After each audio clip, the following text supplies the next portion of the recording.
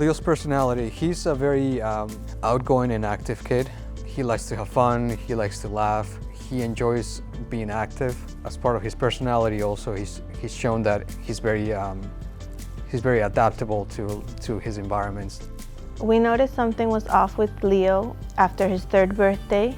He had a lot of bruising below his knee, and during a weekend he started feeling very tired. He couldn't do his regular activities. It was hard for him to breathe. I took him to the pediatrician, and the pediatrician saw Leonardo that day. It was a Friday in the afternoon, and he said, let's do a blood test and see what happens. I think he already had an idea in his mind of what was going on because he saw the other symptoms, but he wanted to wait for the test results. When I got the call from the test results, they told me that his blood cells were too high, so we had to go immediately to the emergency at Children's Hospital. So at that point, obviously, then it was something more serious. We picked up Leo. It was his last week of school, and we came to the emergency room, and they started testing Leonardo again, new blood work.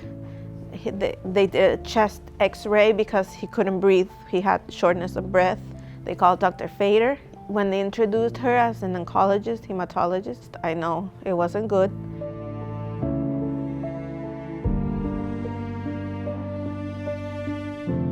She went through the testing and she started explaining that Leonardo had a type of leukemia.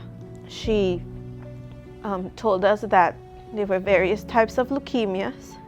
They all had different treatment plans and times. But at the moment, you just hear the word leukemia.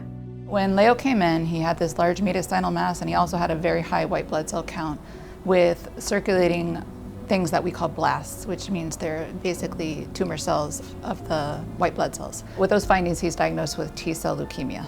Given the mass was pretty large and it was causing some impingement on his trachea, he was admitted to the intensive care unit the first night. While he was there, he was started on steroids, and the steroids helped to kill the lymphocytes and helped to decrease the size of this mass. And they work usually very fast. So over the course of a few days, he was significantly better, his cough was improving, and we were able to proceed with the rest of his evaluation and start the rest of the chemotherapy that he needed. I told my whole family, that I didn't want him to hear the words, him being sick or cancer or nothing like that.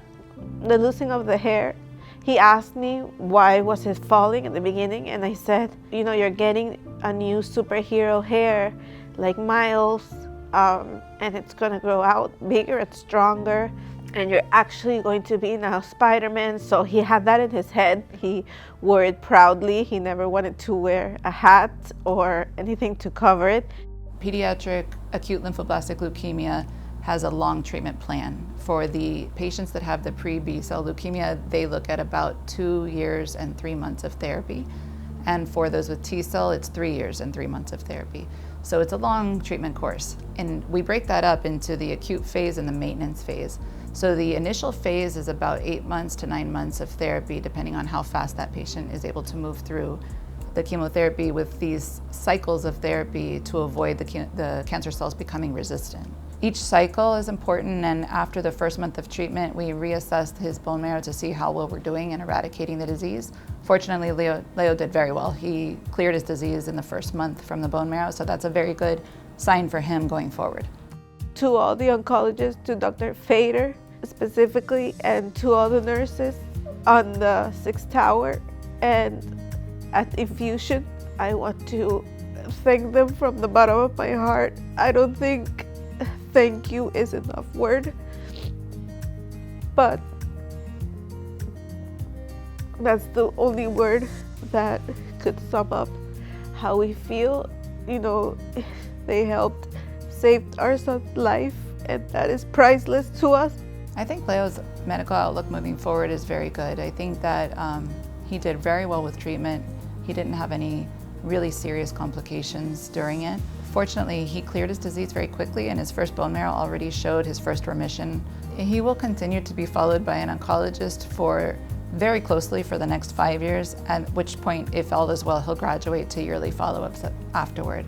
I definitely feel that Leonardo made the whole journey much easier on us than what it should have been, because of his resilience and his happy self, and his love for life, and his love of being a kid.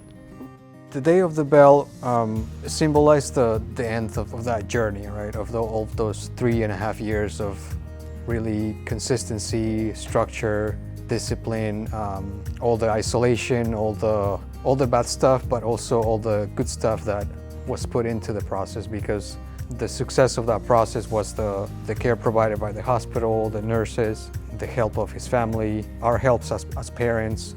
I think all of that kind of comes together to show how, when everything works together, we can achieve something good.